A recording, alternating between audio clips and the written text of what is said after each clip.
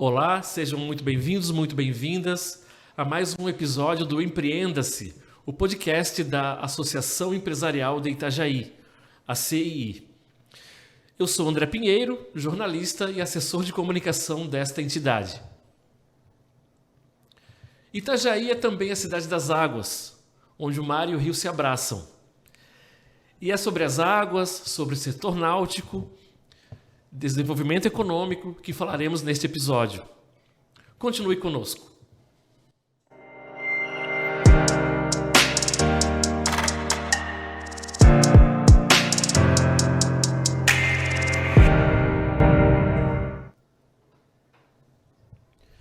Engenheiro civil e pós-graduado em Engenharia de Segurança do Trabalho, certificado pela Association of Marine Industries, em gestão de marinas. Foi um dos engenheiros responsáveis pela construção da Marina Itajaí. A partir de 2018, assumiu a função de diretor-geral da Marina Itajaí. Em paralelo à sua carreira na Marina, criou a construtora Arte Projetos e desenvolve consultoria para diversas marinas náuticas. Como consultor, realizou projetos no Paraná, Pernambuco, Rio de Janeiro e Santa Catarina. Neste episódio do Empreenda-se, conversamos com Carlos Gaioso. Olá, seja muito bem-vindo ao nosso programa, Carlos. Olá, é um prazer estar aqui. Obrigado pelo convite.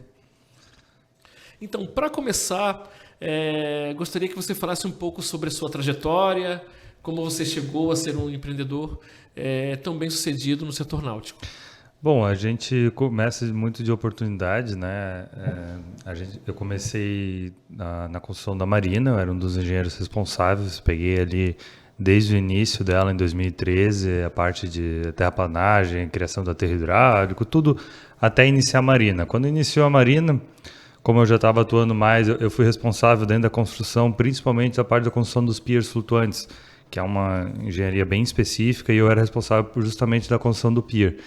E aí, dali eu fiquei para a parte operacional. Então, na verdade, eu comecei na Marina como um gerente operacional, finalizando obra, começando a operar. Fiz o treinamento das máquinas, então eu comecei a operar as máquinas ali de dentro. Aí, no meio tempo, a gente foi evoluindo da operação. Eu criei o sistema de atracagem também. E aí, dessa parte, já fui migrando um pouco mais para o comercial. Criamos as tabelas comerciais que a gente atua hoje. O padrão que a gente desenvolveu ali, e eu fui migrando de uma categoria para outra. Então eu comecei na operação, fui para a parte comercial, até da lojinha de conveniência eu era responsável pelo caixa uma época. Então eu fui aprendendo um pouco de tudo, até que em 2018 teve essa oportunidade. A gente tinha um gerente na época, e ele estava saindo para uma outra função dentro do grupo. E aí, como eu já estava com muito mais experiência também, ele continuou tendo um bom assessoramento com a gente, eu assumi a parte de gerência geral. E com isso também, conhecendo a empresa inteira, foi bem bacana. Falando mais especificamente, né, pegar um ponto específico da sua trajetória, de que forma e a partir de qual momento dessa tua caminhada você percebeu que tinha o Carlos empreendedor? Bom, na verdade a gente começou como a parte de tentar fazer, né, tentar construir, recém-formado, querendo atuar como engenheiro civil. E aí nessa época, em 2013 para 2014, ali, a engenharia civil também estava meio complicada. Tinha vários colegas que não estavam conseguindo atuar diretamente na parte de engenharia, eu estava com um bom local.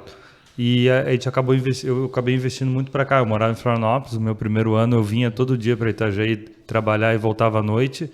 E aí eu preferi me focar muito aqui. Então eu me dediquei fora do ramo de engenharia. Na verdade eu não atuei, eu atuei muito pouco como engenheiro.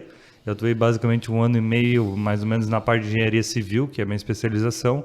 E depois já fui direto para a operação de marina. Então eu utilizei a minha faculdade como aprendizado que ela dá, mas eu utilizei ela muito mais para trazer a possibilidade. Então, a partir do momento que eu peguei uma empresa grande, uma empresa boa que nem a Marina, eu foquei todo o meu esforço ali. A partir dali, eu fiz vários cursos, especializações, fiz engenharia de segurança do trabalho também, porque é uma atividade importante dentro da Marina.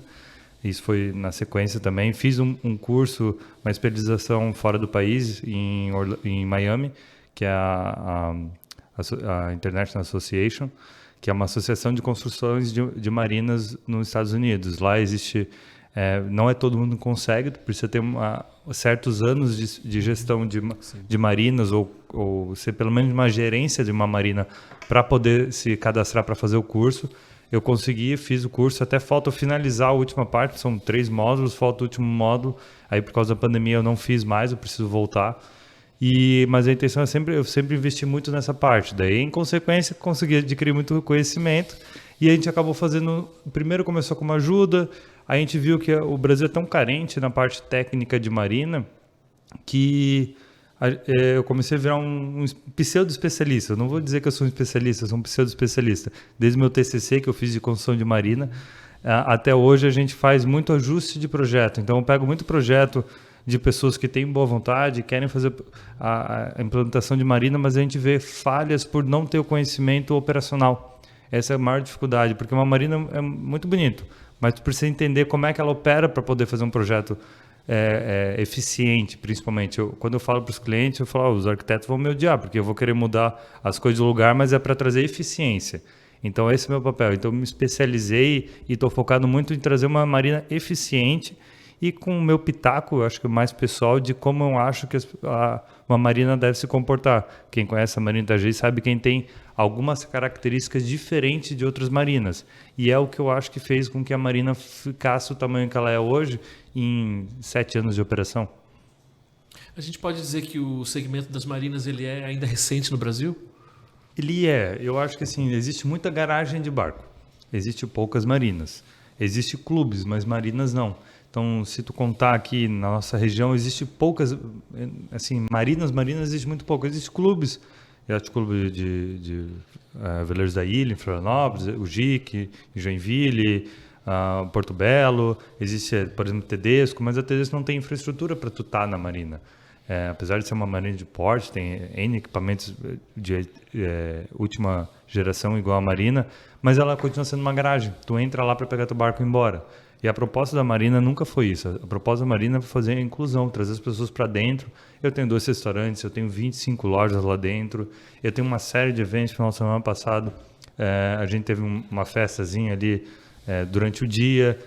Agora em agosto eu tenho mais uma. Então a gente faz várias inclusões das pessoas. A gente teve o Boat Show, que aconteceu agora recentemente, que era uma feira que a gente fazia, agora deu continuidade com a empresa terceira.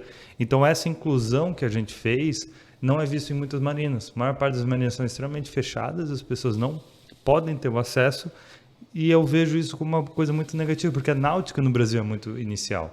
Então, se tu não cria o desejo, tu acaba como matando o cliente. Então, o primeiro evento que a gente fez, até divagando um pouquinho, mas o primeiro evento náutico que a gente fez, que foi o Salão Náutico, o primeiro Salão Náutico, o que aconteceu? A gente trouxe pessoas, a marina tinha recém-lançado, 2016, e a gente trouxe pessoas para dentro.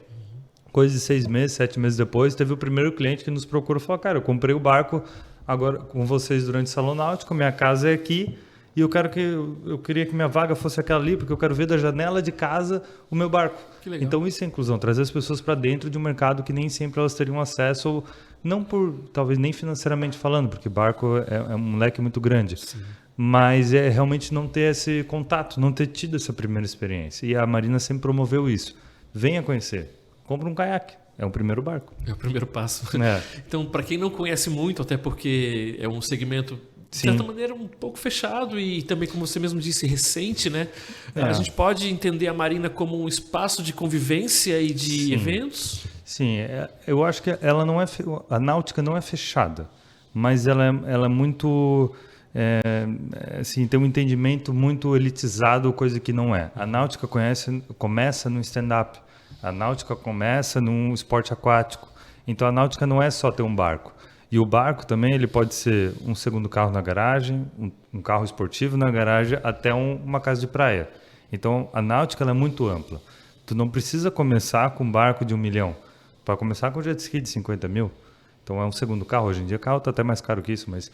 Então assim, tu pode começar com stand-up de R$1.000, R$2.000. Então, entrar na náutica é criar o desejo. Quem gosta da náutica não faz isso pensando na questão financeira, faz isso pela paixão, como um hobby, como um lazer, momento em família, que é o que a náutica proporciona, como quase nada consegue proporcionar. Tu sair de casa sem ter contato com ninguém, no mundo que a gente vive, numa pandemia que muita gente ficou preso em apartamentos durante dias, não podia nem sair para buscar comida lá embaixo. Tu poder pegar o barco e não ter ninguém à tua vista, ter um contato com a tua família com segurança, isso não tem preço, né?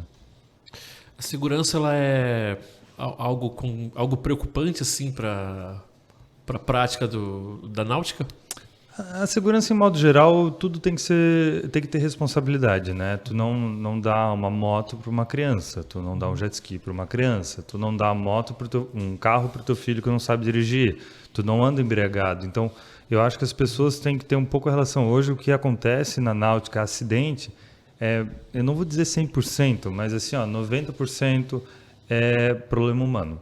A pessoa se descuidou, a pessoa não seguiu os protocolos, a pessoa bebeu, a pessoa fez alguma coisa que, se fosse em um carro numa situação similar, aconteceria a mesma coisa. Tu não sai com o teu carro deixando 8 meses na garagem e faz uma viagem com ele. Tu faz uma revisão, tu vê se o óleo tá bom. Fora isso, a náutica, obviamente, dá um componente eletrônico na água, então tem mais problemas, tem, né, oxidações. Então, o barco ele tem que ser usado, ele tem que ser feito uma manutenção constante, assim como o carro, revisão, todo ano faz revisão do teu carro. Tem gente que não quer fazer revisão do barco, todo ano tu usa teu carro. Se tu deixar gasolina velha no teu carro 3 meses, a gasolina fica ruim, aí depois entope bico. Então a náutica, assim, ela é muito... Ela tem esse mito de que é muito complicado, mas não, se as pessoas fazem o procedimento correto, seguem as normas, sai com rádio, não bebe e pilota, esse tipo de coisa, não tem problema, sabe? Voltando um pouquinho na tua trajetória, Carlos, você é engenheiro civil, né, de formação, de graduação, e a gente pode dizer que a tua atuação no setor náutico, ela é uma mudança de trajetória? Sim, com certeza, sim. A minha primeira vontade era atuar como engenheiro civil. Eu gosto da parte de obra, já fiz um monte de obra lá na Marina, até atuei como engenheiro na Marina também, mas fiz um monte de obra depois como diretor. Mas a engenharia, quando eu fui fazer a faculdade, inclusive conversar com meu pai, gostar de arquitetura, gostar de desenhar e tal, mas a engenharia é uma faculdade que te abre uma porta muito diferente, ela te abre uma porta de tu resolver problemas. Então tu pode nunca atuar como engenharia, mas a engenharia ela vai te ensinar a resolver coisas. Então quem se dedica, quem realmente se envolve na engenharia, como eu me envolvi durante muito tempo, ela te ajuda a resolver os problemas. Então a engenharia abre muito isso, abre a cabeça para isso. Acho que foi a melhor coisa que a faculdade de engenharia me fez, é abrir a cabeça para resolver problemas. Existe o A e o B, mas existe talvez N possibilidade de chegar A ao B. Não só o simples, o fácil e não dá, não deu. Não, tem como dar. E você sempre teve identificação com o setor náutico ou isso foi uma descoberta? Na verdade, assim, foi uma oportunidade. Eu gosto de esportes náuticos, né? Eu gosto de surfar, eu pratico outros esportes náuticos também, sempre tive contato com o mar, mas não nesse sentido. Eu tenho vários colegas que tinham barco, a gente velejava, saía de barco e tal, mas eu nunca tive tanto nunca foi uma coisa que, me perguntar, talvez 15 anos atrás, vai trabalhar com náutica, não era uma coisa que eu imaginava. Até por desconhecimento. Eu não atuava, eu não entendia como funcionava. O que me agradou na parte náutica, hoje da Marina, é a parte de gestão de controle de operacional, tem uma eficiência. Eu gosto muito dessa parte eficiente, tipo fábrica. Eu gosto de ter um procedimento, protocolo, ter uma organização, buscar essa excelência de qualidade que em marinas normalmente é muito bagunçado. Quando a gente começou a projetar a marina, a gente fez um estudo de, acho que era 20 ou 30 marinas, regimentos, era uma pilha desse tamanho de regimentos que a gente usava na marina. A gente praticamente rasgou metade e criou uma coisa paralela. A gente criou uma coisa com organização. Então, hoje as pessoas vêm para a Marina, não é nem pelo valor, coisa assim, é pela organização e tipo de experiência que a gente oferece, tipo de estrutura. Não é ter um pier diferente do outro, é realmente a dinâmica que a Marina proporciona. Então, a gente foca muito isso, sabe? De ter uma qualidade, a gente tem painéis solares, tem área organizacional para limpeza, manutenção das embarcações, cada um tem um monte de regra, a regra é justa, a regra é cumprida. Então, assim, a gente tem essa dinâmica. E quem vive isso, que trabalha às vezes o ano inteiro, para sair uma vez com o barco no ano, não quer chegar lá e estar uma bagunça, não quer chegar lá e ter problema porque o outro cara teve um problema no barco. Então, ele quer ter essa organização e quer ter os direitos deles. Então, a Marina focou muito nisso. E em cada indivíduo ele tem a sua individualidade, ele tem seu respeito, ele tem que poder usar a Marina independente de qualquer outra coisa. A Marina tem que estar pronta. 7 dias por semana, 365 dias por ano, né? A Marina atende hoje quantos usuários? Hoje a gente está com 250 barcos fixos, só que eu recebo muita gente de fora, né? A marina funciona, como eu falei, tem várias coisas diferentes de marinas, né? Então a gente montou uma marina que a dinâmica dela é muito ampla. Eu funciono como um hotel, a pessoa pode vir passar um dia e eu tenho clientes com contrato de 10 anos. Então eu sou muito dinâmico nesse sentido. Então hoje, por exemplo, eu estou com 6 barcos estrangeiros. São barcos que vieram por algum motivo. Inclusive o último que chegou um veleiro bem grande, um veleiro de 78 pés, e ele veio soube da The Ocean Race, estava passando para cá, tá rumo a Buenos Aires, e aí ele tinha que fazer uma parada aqui por tempo, muito longa viagem, fez uma parada e vai ficar 15 dias aqui. Então ele está fazendo uma parada porque gostou daqui, era para passar uma semana, já está ficando 15 dias, para justamente conhecer a cidade também. Então a gente também funciona como um hotel, um ponto de passagem. Então, e quando a pessoa chega, a gente faz todo o apoio dela de imigração, a gente ajuda com a parte ele precisa de rancho, né, de supermercado, precisa de, às vezes, alguma manutenção na embarcação. Então tudo isso a gente gerencia para o cara ter melhor experiência lá dentro. O cara, quando chegar na marina, ele quer ter todo esse conforto e a gente proporciona isso, sabe? Mudando um pouquinho de assunto e ampliando, né, para a questão da nossa cidade, já que você tocou também nessa questão que, de certa maneira, é o turismo, né? As pessoas que vêm passar um tempo aqui acabam ficando mais, né? Como você analisa o desenvolvimento que Itajaí experimentou nas últimas décadas, desde que você está aqui, né? A cidade, que até a década de 1980 até poderia ser considerada uma cidade pequena, quase que interiorana, né? Como é que Itajaí partiu dessa condição de cidade pequena para um polo do setor náutico? Como é que isso aconteceu na sua visão? Assim, sem apologias políticas nem nada nesse sentido, mas felizmente Itajaí teve alguns governos de continuidade de alguns projetos. Então, quando a gente começou na Marina, em 2013, quando a gente ganhou a licitação, todo mundo falou, pô, mas lá em Itajaí, o que é Itajaí? Cidade portuária, cidade com drogas, falar um monte de coisa assim.